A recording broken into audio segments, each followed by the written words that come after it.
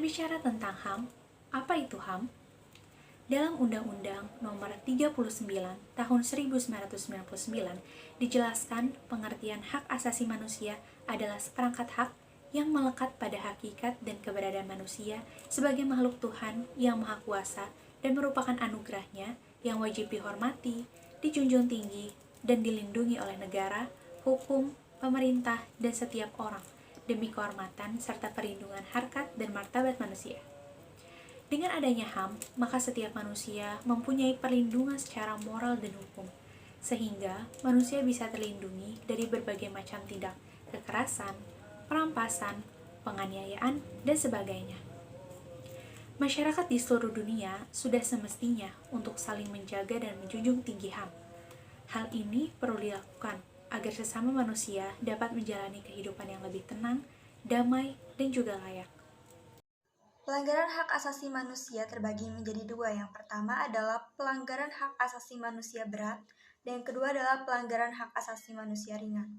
Nah, yang akan kita bahas adalah pelanggaran hak asasi manusia ringan, yaitu merupakan pelanggaran yang tidak mengancam jiwa manusia, akan tetapi dapat merugikan manusia itu sendiri.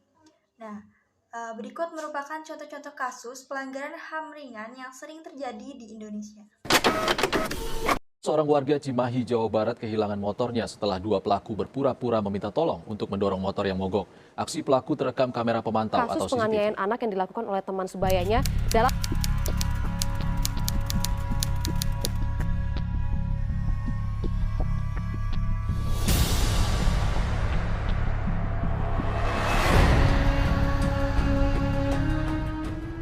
Dr. Gigi Romi Syofpa Ismail di Solok Selatan, Sumatera Barat mengalami gagal menjadi aparatur sipil terungkap.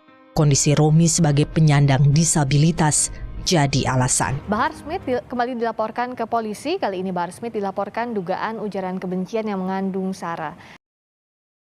Dari penjelasan pelanggaran HAM yang telah dijelaskan oleh teman-teman saya tadi, bahwa kita ketahui bahwa dampaknya pun pasti banyak negatifnya. Beberapa yang akan saya paparkan adalah seperti kriminalitas, kemudian minim moral, pelecehan di mana-mana, kemudian ketidakamanan, kekacauan, dan lain-lainnya.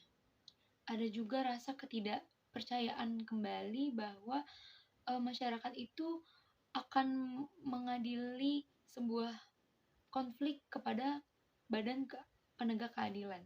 Karena masyarakat sudah tidak percaya lagi dengan yang namanya keadilan di negara ini. Karena banyak sekali pelanggaran-pelanggaran HAM yang telah dilanggar sendiri, bahkan oleh penegak keadilan.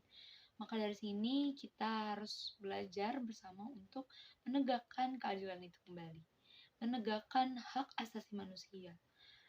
Karena hak asasi manusia ini sangatlah dibutuhkan untuk masyarakat luas, terutama di Indonesia. Karena Indonesia ini adalah masyarakat yang beragam, yang beraneka ragam suku, budaya, ras, bahkan agama, yang harus memiliki moral yang tinggi dan harus memiliki toleransi. Kalau toleransi itu telah menurun, maka HAM akan hilang. Maka dari itu marilah kita bersama-sama belajar di sini untuk menegakkan HAM itu kembali. Mungkin sekian penjelasan dari saya tentang dampak-dampak yang terjadi setelah pelanggaran HAM tersebut. Kurang lebihnya mungkin akan saya perbaiki kembali di pertemuan selanjutnya. Terima kasih. Pelanggaran kasus hak asasi manusia ringan sudah marak terjadi di Indonesia. Nah, hal tersebut tentu saja harus diatasi karena kasus-kasus pelanggaran HAM jarang diketahui atau dilaporkan ke pihak berwajib. Nah, hal tersebut dapat diatasi dengan menumbuhkan jiwa empati dari diri sendiri sejak dini. Lalu yang kedua adalah kita harus memahami dan juga mempelajari tentang kewarganegaraan sehingga kita mengetahui hak dan kewajiban kita sebagai warga negara.